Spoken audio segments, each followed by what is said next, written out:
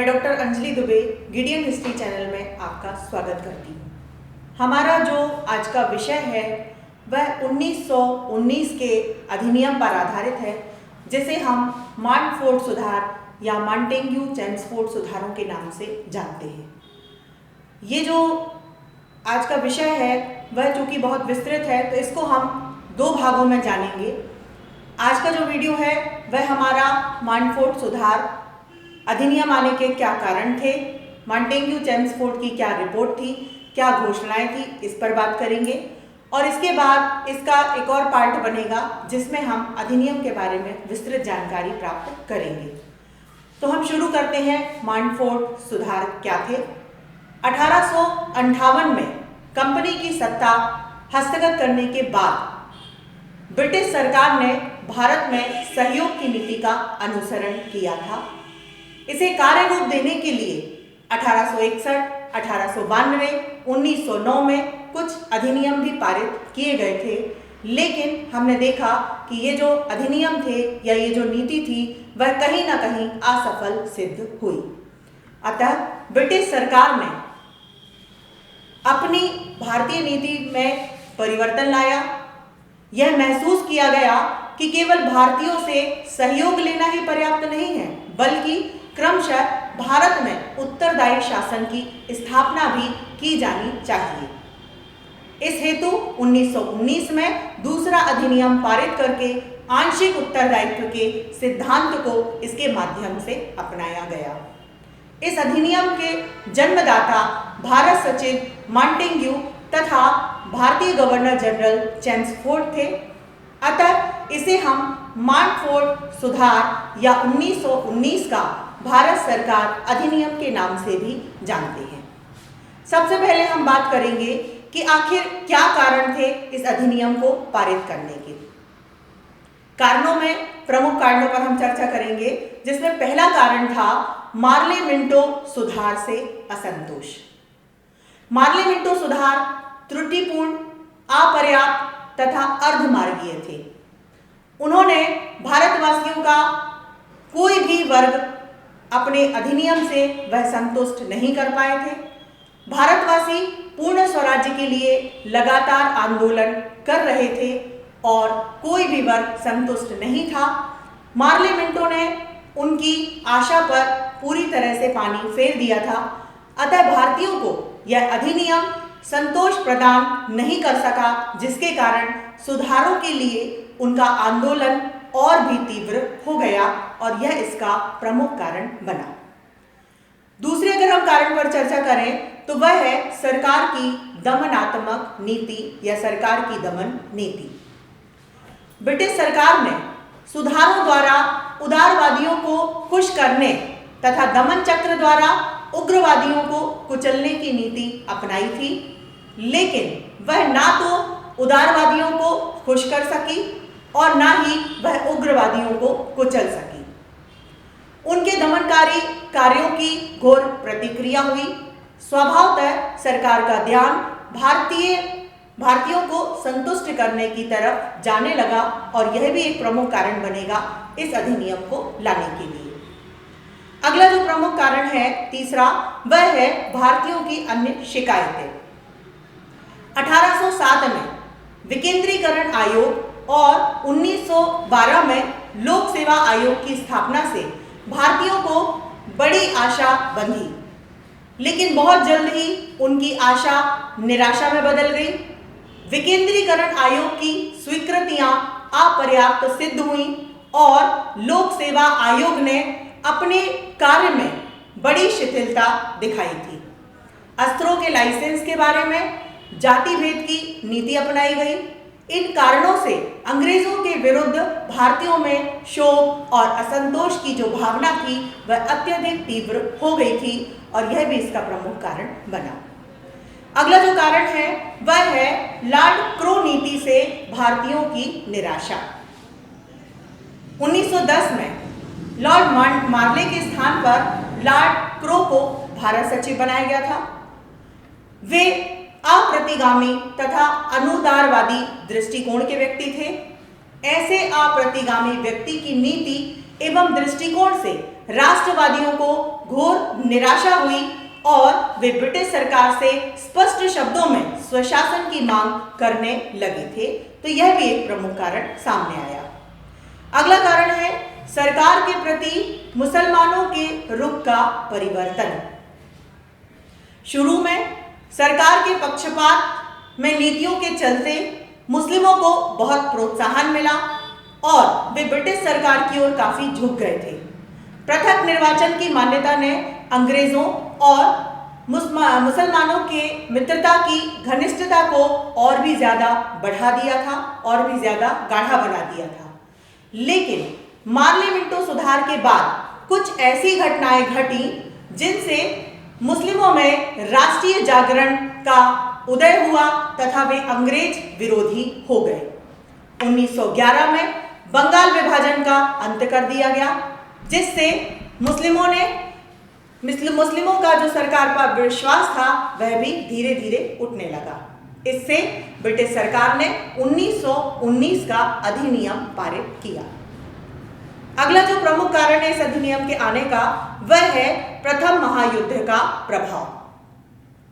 इसी निराशा और असंतोष के वातावरण में 1914 में प्रथम महायुद्ध का आरंभ हुआ। भारतीयों का युद्ध में सहयोग प्राप्त करने के लिए और उन्हें जीतने के उद्देश्य से अनेक घोषणाएं सरकार ने की थी। चूंकि ब्रिटिश सरकार ने बार बार इस बात पर जोर दिया था कि जनतंत्र की रक्षा करने और पराधीन राष्ट्रों को आत्मनिर्णय का अधिकार देने के लिए वह युद्ध कर रही है, इसलिए भारतीयों को भी यह आशा हुई कि युद्ध के उपरांत भारत को स्वशासन का अधिकार होगा। युद्ध काल में भारतीयों ने स्वतंत्रता और स्वशासन का महत्व भी काफी समझ लिया था। वे अपने देश को भी स्वतंत्र देखने के लिए व्याकुल हो उठे थे और इस प्रकार प्रथम महायुद्ध के प्रभाव के अंतर्गत भारतीयों में राष्ट्रीय जागरण और चेतना जो है वह और ज्यादा जागृत हो गई थी। तो यह भी इसका एक प्रमुख कारण सामने आया। अगला जो कारण है वह है गृह शासन आंदोलन। युद्ध की समाप्ति के बाद अंग्रेजों ने अपने आश्वासन को पूरा नहीं किया, इसलिए भारतीयों ने श्रीमती एनी बेसेंट के नेतृत्व में गृह शासन आंदोलन चलाया। तिलक ने भी उनका साथ दिया था। सरकार ने इस आंदोलन को कुचलने के लिए बड़ा कदम उठाया। सभाओं और भाषणों पर रोक लगा दी गई। यद्यपि इस आंदोलन को दबा दिया गया था, लेकिन फिर भी इससे भारतीयों में चेतना और जागरण की वृद्धि हुई और राष्ट्रीय एकता अपनी चरम सीमा तक पहुंच गई। अगला जो प्रमुख कारण है वह है केंद्रीय व्यवस्थापिका सभा के सदस्यों के द्वारा ज्ञापन पत्र। जब केंद्रीय व्यवस्थापिका सभा के सदस्यों को लॉर्ड चेम्सफोर्ड द्वारा प्रस्तुत सुधार प्रस्तावों के बारे में पता चला तो 19 निर्वाचित सदस्यों ने सरकार के पास एक ज्ञापन पत्र प्रस्तुत कर दिया था और उनका कहना था कि केवल उत्तम सरकार या कुशल शासन ही पर्याप्त नहीं है, बल्कि ऐसी सरकार की आवश्यकता है जो जनता के प्रति उत्तरदायी हो तथा उसे स्वीकार्य भी हो। उनके कुछ सुझाव इस प्रकार थे कि कार्यकारिणी या व्यवस्थापिका परिषदों में कम से कम आधे भारतीय होना चाहिए। विधान परिषदों में निर्वाचित सदस्यों का बहुमत होना चाहिए। अल्पसंख्यकों को समुचित प्रतिनिधित्व मिलना चाहिए। भारत सचिव का पद उठा दिया जाए। प्रांतों को भी स्वायत्तता मिलनी चाहिए। तो यह भी इसका एक प्रमुख कारण बनेगा। अगला जो कारण है वह है मेसोपोटामिया की घटना। मेसोपोटामिया की घटना का भी भारत के संवैधानिक विकास पर महत्वपूर्ण प्रभाव पड़ा। टर्की के विरुद्ध कार्यवाही की पूरी जिम्मेवारी भारत सरकार पर थी, जिनमें वह पूर्णतः असफल रही। मेसोपोटामिया कमीशन ने अपनी रिपोर्ट में भारत सरकार को दोषी ठहराया तथा भारत में राजनीतिक सुधार की मांग की। उसने भारतीयों को पूर्ण स्वशासन देने की सिफारिश भी की। अगला जो कारण है वह है ड्यूक द्वारा याचना पत्र।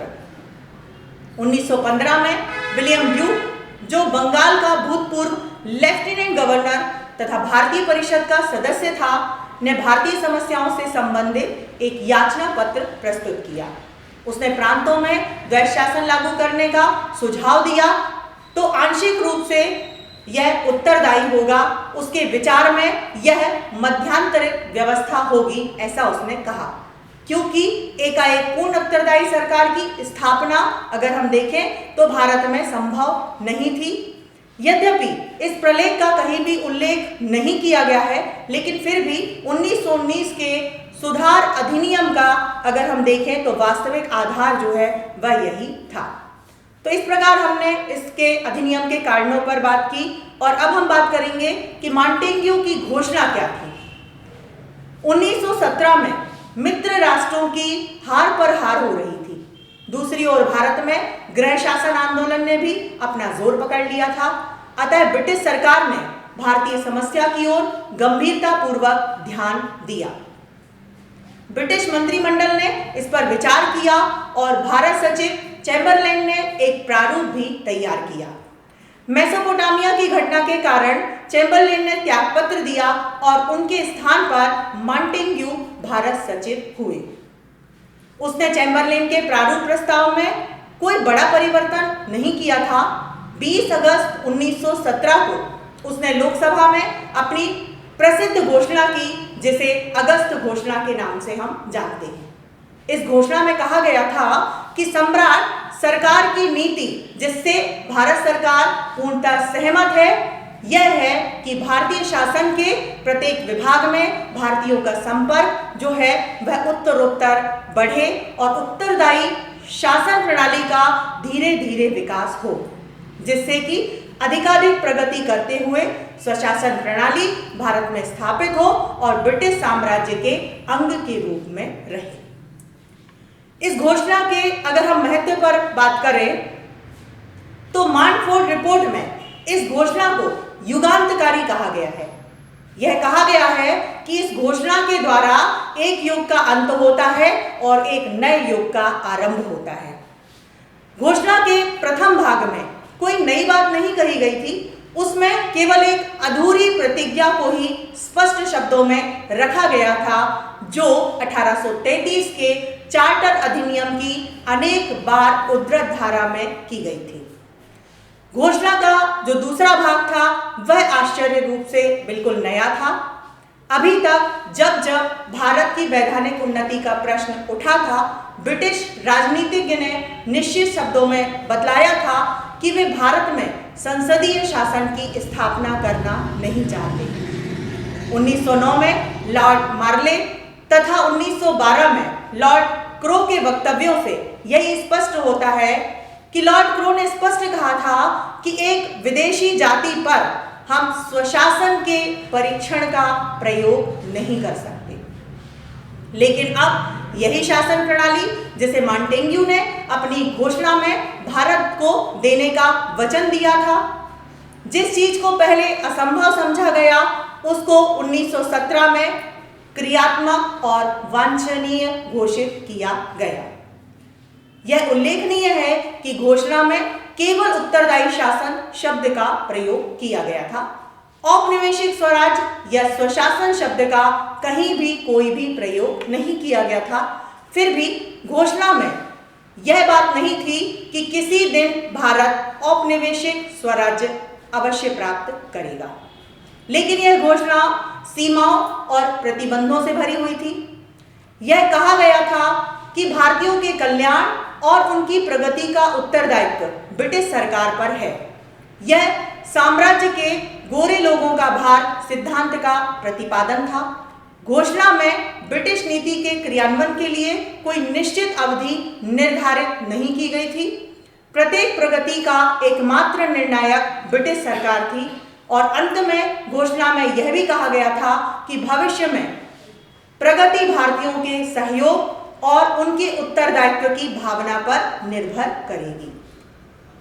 यह भारतीयों को छिपे रूप में एक तरह से धमकी थी कि उनका सहयोग मिलने पर ही भारत की संवैधानिक प्रगति हो सकती है। यद्यपि यह घोषणा कई दृष्टियों से त्रुटिपूर्ण थी, लेकिन फिर भी यह एक महान संवैधानिक घोषणा थी। अब हम बात करेंगे मॉन्टेग्यू चैम्सफोर्ड रिपोर्ट पर। अगस्त घोषणा के 3 महीने के बाद मॉन्टेग्यू जो है वह भारत आए। आने से पूर्व ही उन्होंने कहा था कि मेरी भारत यात्रा का तात्पर्य यह है कि हम कुछ करने जा रहे हैं। मैं इंग्लैंड खाली हाथ या कोई साधारण वस्तु लेकर के नहीं लौट सकता। जिस वस्तु को लेकर मैं लौटूंगा उससे नए युग का निर्माण होना चाहिए, अन्यथा मेरे द्वारा किए गए प्रयत्न पूरी तरह से निष्फल होंगे। उस वस्तु को भारत के भावी इतिहास की कुंजी के समान होना चाहिए। इस प्रकार मॉन्टेग्यू भारत में सुधार लाने के दृढ़ निश्चय के साथ वहां पधारे थे। उन्हें भारत में ब्रिटिश नौकरशाही के विरोध का सामना करना पड़ा, क्योंकि अधिकांश अंग्रेज शासक भारत में उत्तरदायी शासन की स्थापना के विरुद्ध में ही थे। मॉन्टेग्यू ने चेम्सफोर्ड के साथ देश के विभिन्न भागों का दौरा भी किया, अनेक राष्ट्रीय नेताओं से बातचीत भी की, बहुत से प्रतिनिधि मंडलों से भेंट की, बहुत सुधार प्रस्तावों पर विचार भी किया और अंत में 1918 में उसने सुधार संबंधी अपनी रिपोर्ट प्रकाशित करवाई, जिसे हम मॉन्टेग्यू रिपोर्ट्स के नाम से जानते हैं। इस रिपोर्ट के अगर प्रमुख सिद्धांत जो उसमें प्रतिपादित किए गए थे उन पर बात करें तो पहला, यथासंभव स्थानीय निकायों में लोकप्रिय नियंत्रण रहे तथा उन्हें बाहरी नियंत्रण से अधिकतम स्वतंत्र रखा जाए, यह इसमें कहा गया। दूसरा, प्रांतों में तुरंत उत्तरदायी सरकार की स्थापना के लिए कदम उठाया जाए, कुछ उत्तरदायित्व तुरंत दे दिया जाए और पूर्ण उत्तरदायित्व जैसे ही परिस्थिति अनुकूल हो सौंप दिए जाए। तीसरा, भारत सरकार संसद के प्रति उत्तरदायी हो, लेकिन अनिवार्य विषयों में उनकी शक्ति जो है वह सर्वोपरि हो। चौथा, धीरे धीरे भारत सरकार तथा प्रांतीय सरकारों पर से संसद और भारत सचिव के नियंत्रण को कम किया जाए। मॉन्टेग्यू चेम्सफोर्ड रिपोर्ट पूर्णतः उदारवाद पर आधारित थी। इसके विषय में कूपलैंड ने कहा है कि भारत सरकार की संपूर्ण समस्याओं से संबंधित यह पहला व्यापक लेख है। यह राजनीति शास्त्र की एक स्थायी देन है। तो मैं आशा करती हूं कि आज के इस वीडियो के माध्यम से आपको मॉन्टेग्यू चेम्सफोर्ड के क्या घोषणा थी, क्या उनकी रिपोर्ट थी, 1919 का अधिनियम पारित करने के क्या कारण थे, यह आपको विस्तार से समझ में आ गया होगा। इसके बाद अगले वीडियो में हम बात करेंगे कि अधिनियम कैसे पारित हुआ, उसके अंतर्गत क्या क्या धाराएं थी और उसको हम विस्तृत रूप से जानेंगे। धन्यवाद। आज का वीडियो जिन संदर्भ ग्रंथों पर आधारित है वे आपकी स्क्रीन पर हैं, आप उन्हें देख सकते हैं और इनका अध्ययन कर सकते हैं। यदि आपको ये वीडियो अच्छा लगा और भविष्य में आप भारतीय एवं विश्व इतिहास को क्रमबद्ध रूप से जानना चाहते हैं तो आप इस चैनल को लाइक करें और सब्सक्राइब का बटन दबाएं। आपके सुझाव सदैव आमंत्रित रहेंगे। साथियों, इस चैनल का उद्देश्य किसी भी रूप में व्यवसाय बिल्कुल भी नहीं है। इस चैनल के द्वारा संपूर्ण इतिहास का ज्ञान पूर्णतः निःशुल्क प्रस्तुत किया जाएगा। धन्यवाद।